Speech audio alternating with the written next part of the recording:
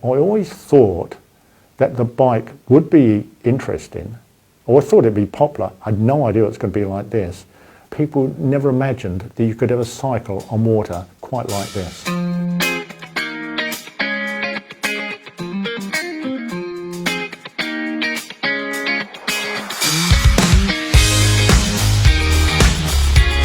Greetings, Power of Positivity. My name's Guy Howard Willis. I live in New Zealand, that's down under, and I want to talk to you about the Manta 5 bike that I've developed and the founder of.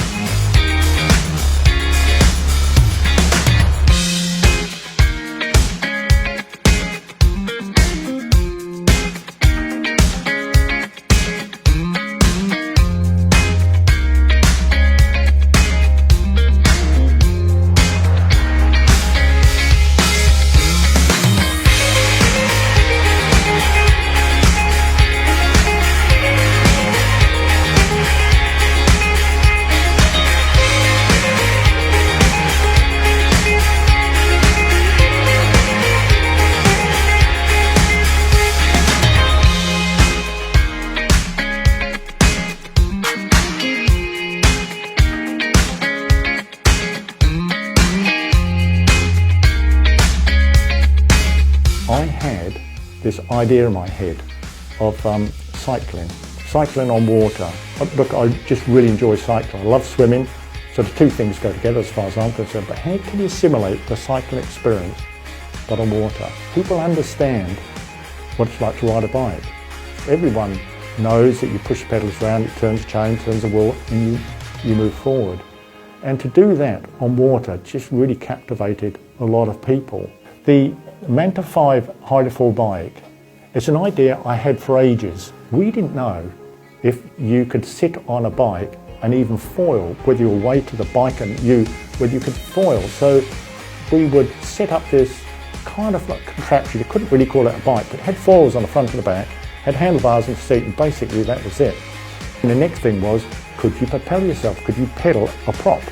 So we re-engineered it. We had a dozen props on the side of the pool. We tried this one, we tried that one, tried that one. And eventually it did go. And then the next thing we had to do, well, if you can ride the bike in a straight line and turn, what if you came off? What if you came off in deep water? How would you get going again? We used to go to the swimming pool late at night in the dark, 9 o'clock till 11 o'clock, that's what we booked it for. There was no one else around. And I'd ride that bike in the pool and I'd drive home. Like 100 kilometres for me to drive home.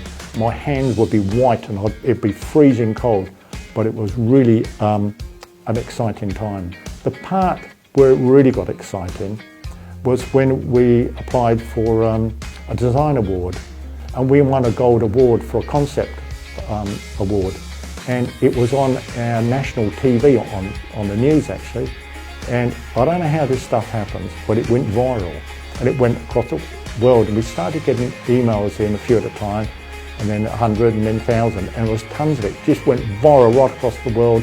People had never seen anything before like this.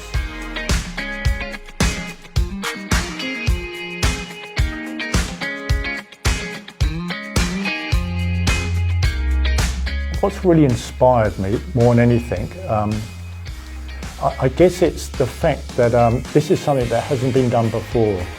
I often wonder why it hadn't been done before, and there's a very simple reason for that. It's just really, really difficult. There's times when I felt like giving up, a few times when I felt like this is just, I need to just bring this to an end, it's not going to work.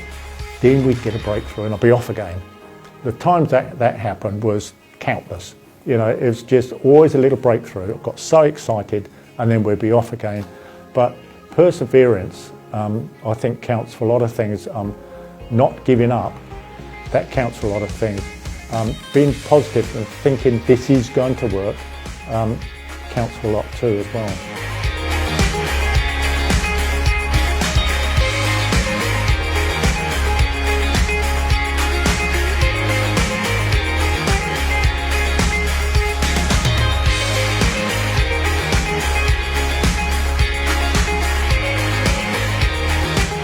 The most rewarding part of creating this bike is actually seeing people use it. The first 30 bikes we sold were in New Zealand. We just had a customer experience day on Tarawera Lake, and one of the fellows rode an hour across the lake to come and meet the group. And to see these bikes being ridden on the lake all together, that is, for me personally, that is really rewarding.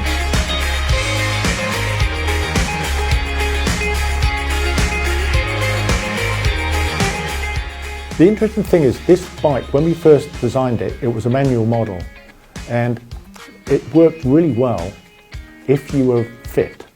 The moment we put an e-bike motor on it, it just opened the market up to so many more people.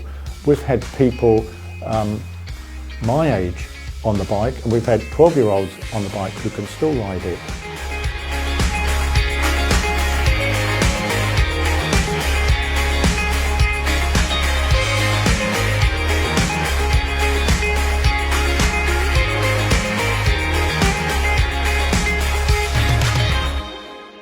Will this one day be an Olympic sport? I think it could be. If we develop a manual model that you can race, it becomes competitive. Yes, it could well be an Olympic sport, so watch out for that one.